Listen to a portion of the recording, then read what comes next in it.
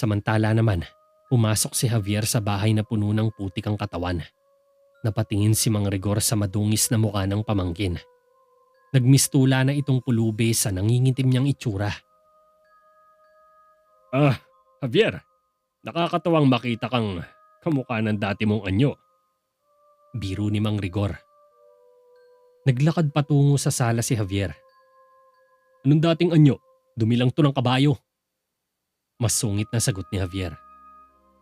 Eksakto nga. Sambit ni Mang Rigor. Mukhang iniisip ni Jericho na nagpalipas ako ng buong araw sa bahay inuman. Wala naman ako sinabing ganun eh. Mukhang alam ko kung saan niya nakuha ang ideyang yon. Saad pa ni Javier. Wala rin akong ideya.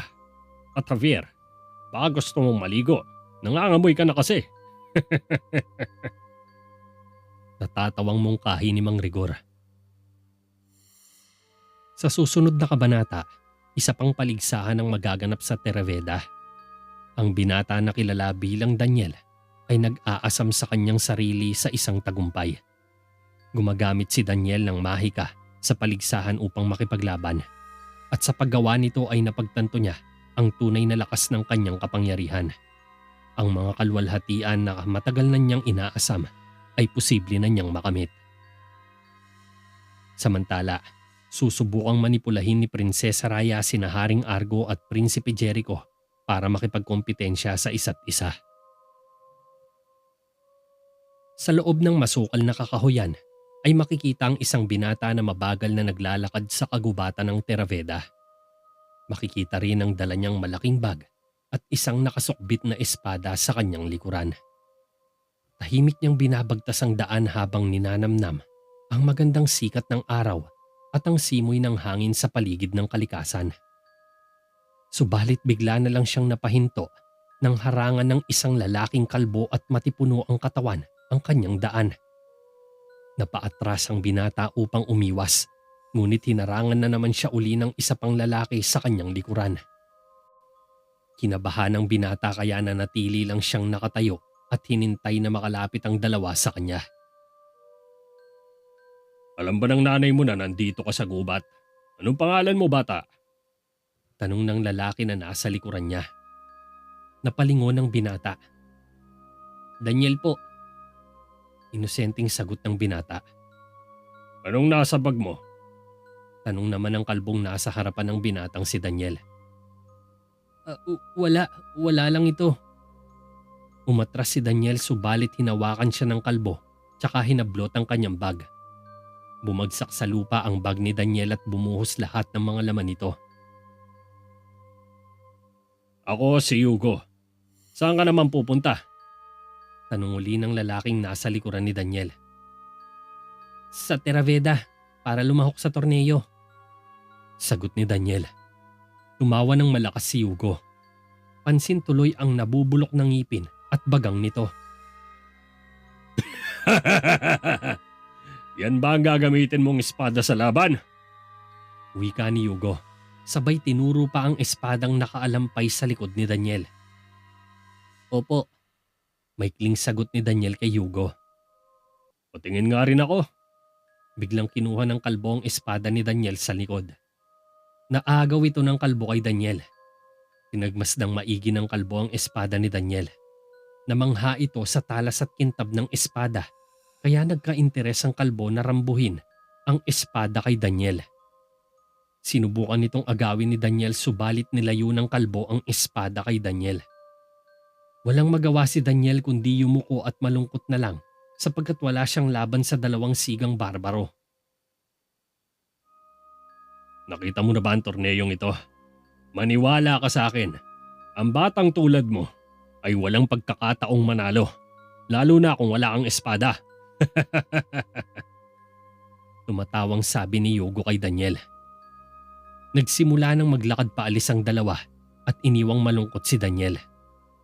Unti-unti itong nakaramdam ng galit sa puso dahil hindi niya matanggap ang sinabi ni Hugo. Ibalik ninyo ang espada ko!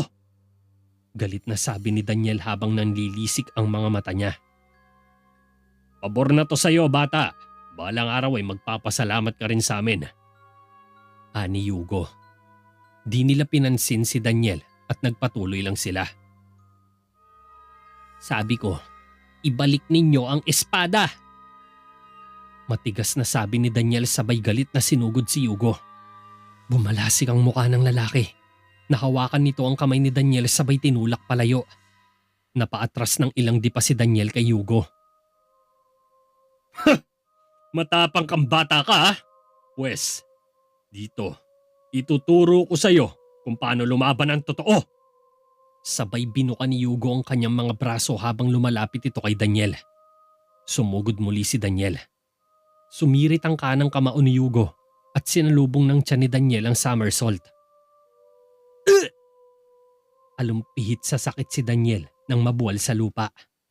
Di siya makahinga ng maayos nang matamaan siya sa may bodega. Magkita na lang tayo sa torneo. Umalis si na Hugo na tumatawa. Walang nagawa si Daniel kundi pagmasdan lang ang dalawa na lumalayo. Ngunit walang ano-ano'y. May biglang sumagi sa isip ni Daniel kaya dali-dali siyang gumapang paatras at lumapit sa kanyang bag. Nilabas ni Daniel sa bagang isang magic ring at biglang kuminang ang kanyang mga mata nang makita ang singsing. Ilang oras ang lumipas. Makikitang naglalakad sina Javier at Prinsipe Jericho sa courtyard corridor patungo sa training ground. Sino bang nakaisip sa torneyong to? Isang paligsahan na bukas sa lahat ng sino mang sasali. At may premyong nagkakahalaga ng 100 gintong barya. Napapaisip tuloy ako kung anong uri ng mga taong sasali sa paligsahang to. Wika pa ni Javier habang binibitbit ang body armor at helmet ni Jericho. Tradisyon na to, Javier. Ang paligsahan ay ginaganap tuwing sasapit ang bagong taon sa loob ng nagpapatuloy na siglo. Wala kang dapat ikabahala. Paliwanag naman ni Jericho. Tinadtad ng isang kalahok ang ulo ng wooden dummy gamit ang isang palakol. Sa isang bigwas ay lumipad sa malayo ang ulo ng dummy at bumagsak ito sa damuhan. Natuwa naman ang mga manonood na nasa paligid sa ipinakitang lakas ng lalaking contestant. Dumaan dito sina Javier at Jericho. Sabihin mo, hindi niya maaaring gamitin yun sa paligsahan, di ba? Saad ni Javier. Magagamit niya ang gusto niya. Bukas ang torneyong ito sa lahat ng armas. Tugon ni Jericho na bahagyang ikinataka ni Javier. Pero paano na ang batas ng kabalyero? Napahinto sila sa gitna ng training grounds. Wala rin yung kwenta. Ang tanging tuntunin ng laro ay walang patakaran. Iniwan na ni Jericho si Javier na walang kamalay-malay na nasa tapat pala niya ang target practice. Biglang binato ni Hugo ang isang hatchet patungo sa isang malaking target. Nakaiwas si Javier nang maramdaman niya ang palakol. Bumaon ito sa target at napatingin kay Hugo na nakangisi. Oo, tama ka. Wala ngang dapat ikabahala. Sabay iling ni Javier at hinabol si Jericho patungo sa isang tolda. Sa kabilang dako ay nakarating na rin sa loob ng bayan ng Terraveda si Daniel. Mabagal itong naglalakad sa may palengke. Namamangha siya sa pakulo at dekorasyon na nakikita niyang nakasabit sa bawat tindahan at kabahayan sa paligid. Parang piyesta ang dating ng paligsahang ito. Tila pinaghandaan talaga ito ng marami. Makikita ang saya nila habang naglalakad sa palengke. Tulala at tila walang pakialam si Daniel kahit nababangga na siya ng mga taong nakakasalubong niya sa kalye. Maya-maya pa ay napahinto si Daniel nang madaanan niya ang isang bahay inuman sa kalapit na tindahan. Pumasok siya sa loob. Punong-puno ng mga customer ang tavern nang makapasok si Daniel sa loob. Nagsisiksikan sa dami ang mga ito kaya halos walang makitang bakanting lamesa si Daniel. Napilitan si Daniel makipagsiksikan upang makalapit sa may-ari. Sandali, pwede bang magtanong? Tanong ni Daniel. Napalingon sa kanya si Mang Julio na nagbubuhos ng alak sa 2 baso sa mesa. Gusto mo uminom? Umiling si Daniel. Isang silid po sana. Tumango si Mang Julio. Mga kalahok lang ang kinukuha ko. Ang mga manonood ay kailangan manatili sa labas ng mga pader ng lungsod. Saad ni Mang Julio. Pero isa din akong kalahok. Sagot ni Daniel. Talaga? Hinilati siyang maigi ni Mang Julio. Eto po. Naglabas ng isang papel si Daniel. Tinignan naman itong mabuti ni Mang Julio. Gusto ko ng kwarto. Pakiusap pa ni Daniel. Tinignan niya sandali si Mang Julio bago maglabas ng isang susi sa bulsa. Kailangan mong makibahagi. Ani Mang Julio. Makibahagi? Pero napahinto si Daniel. Gusto mo ba ng matutuluyan o hindi? At kukunin ko na ngayon ang bayad. Sambit ni Mang Julio at nilahad ang kamay kay Daniel. Bakit? Pagtataka naman ni Daniel. Dahil mamamatay ka rin bukas bago lumubog ang araw. Pahayag ni Mang Julio. Di nakasagot si Daniel at tulala lang itong inabot ang pera. Nakangiti namang itinuro ni Mang Julio ang hagdan matapos makuha ang bayad. Umakyat si Daniel sa ikalawang palapag at naabutan sa kwarto ang ka-roommate niya. Nagpakilala si Daniel ngunit hindi siya pinansin. Lumabas ng kwarto ang lalaki na may bitbit na baluti at espada. Sinara na lang ni Daniel ang pinto at sinuot ang mahiwagang singsing. Kasalukuyang tinatahi ni Javier ang isang guwantes ni Prinsipe Jericho sa armory nang pumasok si Yugo. Bakit nagtatahi dito ang prinsipe ng Terraveda? Tanong ni Yugo nang maispata ng pagmaharlikang gauntlet ni Javier. Hindi. Nagkakamali ka. Ako ang lingkod niya. Nakangiting sagot ni Javier kay Yugo. Noon pa man ay gustong-gusto ko ng utusan. Sabay tinapak ni Yugo ang bota sa upuan ni Javier. Nabigla naman si Javier sa ginawa ng lalaki pero hinayaan niya lang to. O eto, linisin mo. Mautoridad na utos ni Hugo. Ano? Nagulat si Javier nang nilabas ni Yugo ang isang latigo upang takutin si Javier. Sabing linisin mo ang bota ko. Wika ni Yugo. Hindi sumagot si Javier. Tumayo ito at pumunta sa aparador para maghanap ng brush. Subalit hinampas siya ni Yugo gamit ang latigo nito. Dumaing si Javier nang matamaan ng latigo. Namula ang kaliwang kamay niya. Naghahanap pa ako ng pamunas! Galit na reklamo ni Javier ngunit tumawa lang si Yugo. Wala akong pakialam. Gamitin mo yung dila mo. Linisin mo sila! Utos ni Yugo. Lubayan niyo siya! Isang boses ang narinig ni Yugo sa likuran. Bumungad si Daniel. Oh. Kung ganon, nakapagpasya ka na palang sumali pagkatapos ng lahat? Saad ni Yugo. Sa tingin ko, dapat mo nang ibabayan. Pakiusap ni Daniel habang nakatingin sa latigo ni Yugo. Napatawa ng malakas si Yugo. Narinig mo ba yon, Tindeng? Tanong ni Yugo. Narinig ko. Nakangising sagot ni Tindeng. Bakit hindi mo ulitin ang sinabi mo, bata? Tumayo si Yugo at inihanda ang latigo. Pasensya na, kasalanan ko to. Sabat ni Javier. Lumapit siya para awatin ang dalawa pero hinarangan siya ng nakangising si Tindeng. Huwag kang makisali kung ayaw mong magkapasa. Babala ni Tindeng kay Javier. Hindi kita narinig, bata. Pakiulit nga yung sinabi mo. Wika ni Yugo kay Daniel.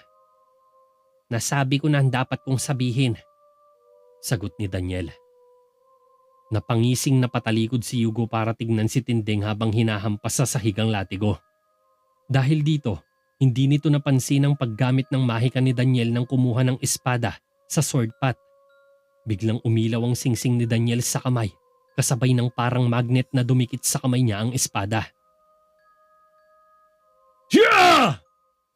Hinataw ni Yugo ang latigo, subalit pumulupot ito sa espada ni Daniel at naagaw niya ang latigo ni Yugo. Sa galit ni Yugo ay bumunot ito ng punyal. Nakita ito ni Javier. Ingat! Sigaw ni Javier. Kinuha ni Daniel ang latigo at hinampas kaagad sa kamay ni Hugo. Nabitawan ni Hugo ang punyal na ikinagulat naman ni Javier at ni Tinding. Ngayon, lumabas na kayo! Pinaikot-ikot ni Daniel ang latigo sa ere habang tinututok niya ang espada kay Hugo. Hindi nakareact si Hugo at napilitan silang umalis ni Tinding sa silid ng armory. Napangiti si Javier kay Daniel. Salamat sa babala. Binalik ni Daniel sa sword patang espada. Lumapit naman si Javier. Ako nga dapat na magpasalamat sa iyo eh. Sagot ni Javier. Binibilang ni Daniel ang mga espada. Ayos lang. Nakaengkwentro ko na sa kakahuyan ng dalawang yon. Saad pa ni Daniel. Talaga? Gulat ni Javier. Sa payat ng katawan ni Daniel ay di niya akalaing palaban pala ito. Alam ko kung anong pakiramdam ng binubuyo. Wika pa ni Daniel kay Javier. Javier! Boses ni Jericho sa labas ng armory. Sige, salamat ulit. Ako nga pala si... Napahinto si Javier nang sumigaw ulit si Jericho. Javier! Nataranta kaagad si Javier. Javier, yan ang pangalan ko. Nakangiti si Javier sabay nilahad ang kamay kay Daniel. Ako naman si Daniel. Nag-shake hands silang dalawa. Ngunit napansin ni Javier ang singsing sa kanang kamay ni Daniel. Natigilan nito bigla. Javier! Sigaw muli ni Prinsipe Jericho. Ay, kainis. Sige, alis na ako ah. Nahihiyang paalam ni Javier at lumabas na sa armory. Kinagabihan, mag-isang pinagsisilbihan ni Javier ang mag-aamang maharlika sa dining table ng konseho. Binuhusan niya ng alak ang baso ni Jericho pero natalsikan niya ng alak ang kamay ng prinsipe kaya kumuha ito ng panyo at pinunasan ng sariling kamay. Nagtatakang napasulyap si Jericho kay Javier na tila wala sa sarili. Lumapit si Javier kay Haring Argo sabay pinunan ng alak ang kupeta ng hari bago siya lumapit kay Prinsesa Raya na nasa kabilang side ng mesa at nilagyan rin ng alak habang ito ay kumakain ng karne. Pagkatapos nito ay tumayo sa gilid ng haligi si Javier at hinintay na matapos sa hapunan ng mga maharlika. Naalala ko nga pala kung ilang beses kang nanalo sa torneyong ito. Wika ni Prinsesa Raya sa ama niya. Napalagok ng alak si Haring Argo. 3 beses lang naman. Sagot ng hari. Sa tingin mo, malalagpasan mo yon, Jericho? Saad ni Raya na nakangiti sa kapatid niya. Siguro, maiksing sagot ni Prinsipe Jericho. Naalala ko ang huli mong tagumpay. Isa kang halimaw sa arena. Nakakalungkot. Di ka na namin makikitang nakikipagkumpetensya. May pang-uudyok sa boses ni Raya sa ama. Sino may sabi nga ayoko na? Tanong ni Haring Argo. Sumilay ang ngiti ni Raya sa labi. Akala ko ba sabi mo matanda ka na para pumasok ng arena? Patuloy ang pang-uudyok ni Raya habang nakangiti sa kanyang ama. Hindi edad ang pipigil sa akin. Kaya ko pa ring patunayan ang aking sarili na isang katugma para sa sino mang lalaki. Ani Haring Argo. Pwes, hindi tayo nakakasiguro. Sabat naman ni Jericho. Napakain ng ubas si Haring Argo. Bakit hindi? Wika ni Haring Argo kay Jericho. Dahil ayoko masaktan ka. Tugon ni Jericho. Napahalakhak ng malakas si Haring Argo. Tumingin sa kanya si Raya. Sa tingin mo ama, kaya mo pa bang manalo sa torneo? Panunukso ni Prinsesa Raya. Kailangan siya ng kaharian para mamuno, hindi para lumaban. Saway naman ni Jericho sa nakatatandang kapatid na si Raya. Sa tingin mo ba hindi ko kayang pagsabayin yon? Sabay tinapunan nito ng ubas si Jericho. Tama si Jericho. Hindi ka na kasing bata tulad ng dati.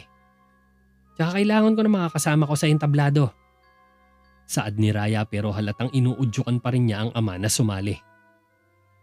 Pasensya na, pero ayokong makinig sa kalokohang to. Kailangan ko maganda para sa torneo bukas. Javier, tara na. Tumayo si Jericho at nauna nang lumabas ng konseho. Ibinaba naman ni Javier ang pitchel tsaka sinundan niya agad sa labas si Jericho.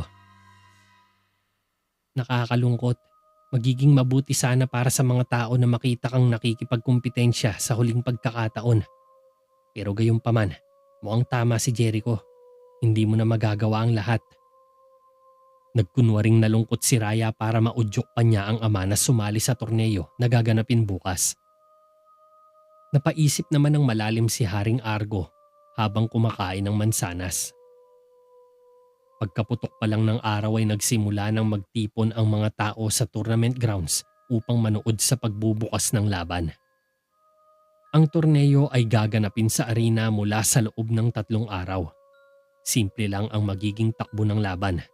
Makikipagkumpetensya ang bawat kalahok sa unang round hanggang sa umabot sila sa final round ng laro. Karaniwan sa mga laban ay single combat at tumatagal lamang ng ilang minuto.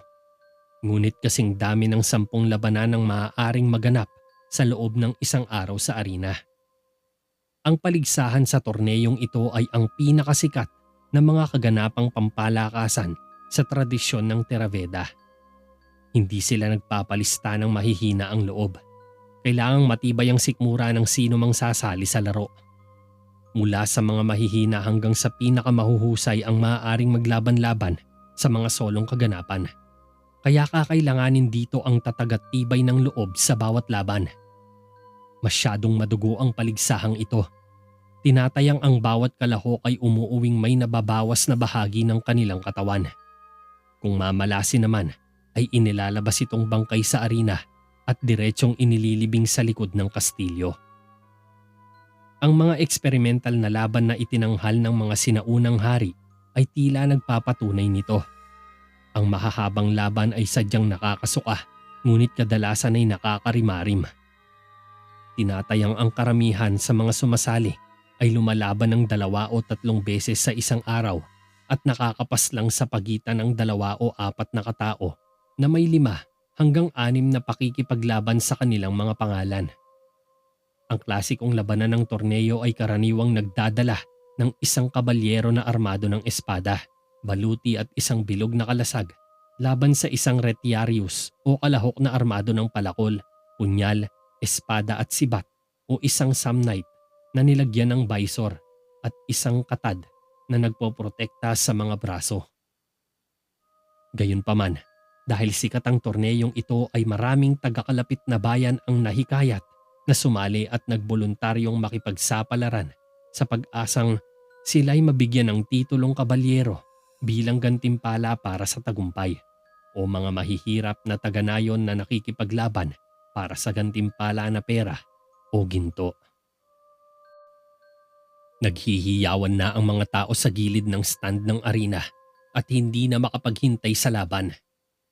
Matagal-tagal na rin simula ng maganap ang mili sa Theraveda kaya sabik na silang makapanood ng madugong sagupaan. Pero habang abala ang ilan sa paghihintay ay naghahanda naman si Prinsipe Jericho sa loob ng kanyang silid habang tinutulungan siya ni Javier na isukob ang baluti niya sa katawan. "Kamusta ang pakiramdam mo?" Tanong ni Javier kay Jericho nang iabot niya ang isang gauntlet kay Jericho. Kinuha ito ng prinsipe at isinukob sa kanyang kanang kamay. "May kumpiyansa." Maikling sagot ni Jericho. "Sigurado ka?" Paniniguro pa ni Javier. "Oo, sabi." Iritang sagot ni Jericho. Inabot na lang ni Javier ang espada ni Jericho. "Dahil sa mga narinig ko noong huling beses na ginanap ang torneyong to, 8 lalaki agad ang namatay." Pabulong na sabi ni Javier na tila tinatakot pa si Prinsipe Jericho. "Talaga?" Kalmadong sagot ni Jericho. "Sa unang araw pa lang." Dagdag pa ni Javier. "Salamat para dyan, Javier." Wika ni Jericho habang sinusuot sa kabilang kamay niya ang isa pang gauntlet. Tumango agad si Javier. At sa pangalawang araw, napahinto sa pagsasalita si Javier. "Ano ba, Javier? Mas mabuting abot mo na lang sa akin ang espada Inis na utos ni Jericho. Tama ka. Ganun kasi, ang karamihan sa mga tao'y namamatay. Saad pa ni Javier. Ay, Javier. Napabuntong hininga si Jericho. Ano? Tanong ng binata. Matalim itong tinignan ng prinsipe at kinuha ang espada. Manahimik ka na lang pwede. Sabay tinapik ito ni Jericho sa balikat at lumabas na ng silid. Makalipas ng ilang sandali, naghihintay na ang mga kalahok sa loob ng arena. Nakatayo ang lahat sa magkakaibang hanay at mga dibisyon. Halatang excited na rin sa patimpalak. Subalit habang naghihintay ang lahat sa pagsisimula ng torneo, ay nagulat ang marami nang biglang tumayo si Prinsesa Raya sa ibabaw ng entablado at nakangiting humarap sa mga mandirigmang kalahok sa torneo. Maging sinamang Rigor at Javier na nakatayo lang sa gilid ng stands ay nagulat din. Hinanap kaagad kung nasaan si Haring Argo. Napatayo naman ang mga tao sa upuan nang magsalita si Raya. Ikinalulugod kong tanggapin kayong lahat sa Terraveda. Ito ay isang paligsahan na walang katulad. Ito ay bukas sa lahat ng darating na kalahok. Kasama ang nagaharing kampyon, si Haring Argo. Masayang talumpati ni Prinsesa Raya. Ngunit hindi inaasahan ng lahat ang mga sumunod na nangyari. Biglang bumukas ang bakal na pinto sa gilid ng arena. Nagulat ang marami nang pumasok si Haring Argo na nakasuot ng full body armor at nakangiting tumabi kay Prinsipe Jericho. Natameme naman si Jericho sa kinatatayuan. Hindi siya makareact. Halos mapanganga sa gulat. Di makapaniwala sa nasasaksiyan. Di niya sukat akalain na makakasama niyang lumaban ng ama. Ngunit ang malala ay maaari niyang makatunggali ito sa deathmatch. Ang iniiwasan sana niyang mangyari. Ngayon ay mukhang nagkatotoo na. Titig na titig si Prinsipe Jericho sa kanyang ama habang ito ay masayang kumakaway sa mga tao. Nakangiti pa ito ng ngiting ngayon palang nakita ni Jericho. Walang lumalabas na salita kay Jericho. Parang nanlambot siya sa nakikita. Natauhan agad si Jericho nang ipagpatuloy muli ni Raya ang kanyang talumpati sa entablado. Walang mga patakaran. Walang mga armas na ipinagbabawal. Ang huling taong nakatayo ang kukuha ng premyo. Hayaang magsimula ang paligsahan. Pagtatapos ng talumpati ni Raya, pinatugtog na ang mga trompeta at mga tambol bilang hudyat sa simula ng paligsahan. Unang napasalang sa unang round si Haring Argo. Isang taga-Arcasia ang makakatunggali niya. Isang lalaking maskulado ang katawan na nakasuot ng full armor at may hawak na mace bilang sandata. Pumuesto ang dalawa sa gitna ng arena habang pumagilid naman ang mga kalahok sa torneo upang panoorin ang laban. Naupo naman sa bench si Jericho na nasa gilid lang ng stands. Gusto niyang subaybayan ang laban ng kanyang ama. Tutulman siya sa pakulong ito ni Raya pero wala naman siyang magawa para pigilan ang laban. Sinuot na ni Haring Argo ang helmet niya habang halatang gigil naman ang kanyang makakalaban. Mas lalo itong na-excite nang marinig na ang hari ang kanyang makakaharap sa unang round. Bumatingting ang maliit na bell ng paluin ng isang kawal. Kumilos kaagad ang Arcasian at kumpiyansang inikutan ng hari habang pinapaikot sa kamay ang mace na sandata. Sumugod ito at mabilis na hinampas sa kanang paa si Haring Argo. Naiatras ng hari ang paa subalit sinundan pa siya ng mabilis na hataw. Sumirit ang mace sa ulo ni Haring Argo. Napaling ang ulo ni Haring Argo sa kaliwa nang tamaan siya ng mace. Umatake muli ang katunggali niya at hinataw siya ulit sa ulo. Nakayuko si Haring Argo sabay umikot siya at dumistansya sa kalaban. Nakangiti ang Arcasian na sinalakay si Haring Argo tsaka pinaghahampas sa ulo. Tatlong magkakasunod na atake ang natikman ng hari at medyo hilo itong napaatras. Sumilay ang ngiti ni Raya sa labi habang tutok na tutok siya sa kinauupuan. Samantalang napabuntong hininga naman si Jericho na halatang nininerbiyos sa laban ng kanyang ama. Dahan-dahang lumapit ang katunggali nang makarecover si Haring Argo Pagkatapos ay inundayan siya muli sa ulo. Mukhang balak talaga nitong basagin ang bungo ni Haring Argo. Ngunit nasalag ni Haring Argo ang atake gamit ang maliit na kalasag, tsaka siniko ang kalaban at inuntog ang ulo.